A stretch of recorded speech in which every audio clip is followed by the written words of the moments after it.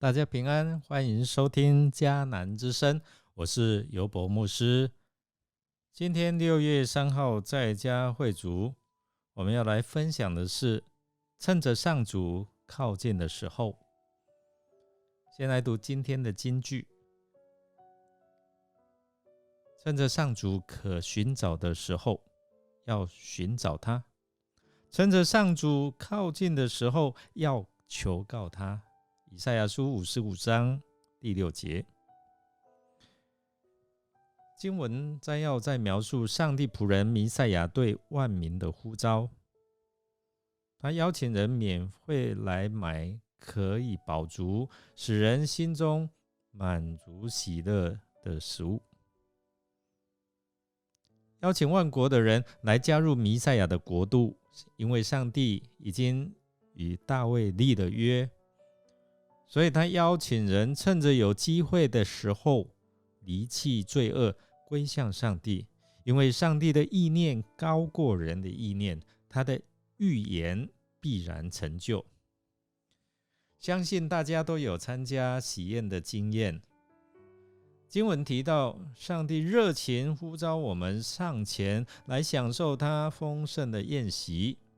他知道我们干渴，也考虑到我们自己没有能力负担，所以他不要我们付上任何银钱和代价。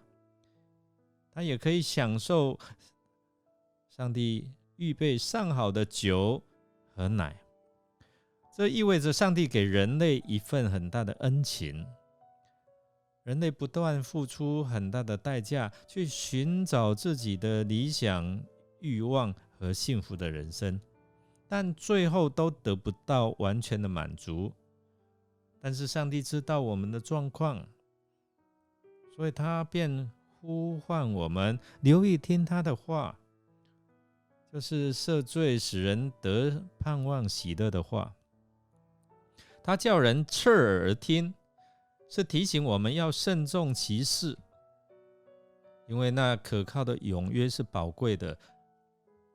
使徒行传13章34节也引用这一节的经文，来指明基督要把救恩赐给世人，并确认上帝的儿子耶稣基督已经来到了世上，来到了我们当中，他就是成就救恩的弥赛亚。经文提醒人要把握机会寻找上帝，如果我们离开罪恶之道，除掉不义的意念，归向上帝，上帝就必连续我们，广行赦免。这就是上帝清楚的应许。圣经指出，上帝的道与人的道是不同，他的道路是正直的，他的意念是赐救恩的，所以他呼吁我们放下自己的意念，转入他的道路，好叫我们得着恩惠与平安。最后，先知来指出，上帝要做成的事是不会改变，也没有人可以拦阻。上帝所要做的事是什么呢？第一，他要成就永恒的救恩，拯救世人来归向他。第二，他要施行审判，而恶人必要面对他所定的罪。我们来默想，你是否已经接受邀请，进入这丰盛的救恩宴席吗？让我们一起来祷告。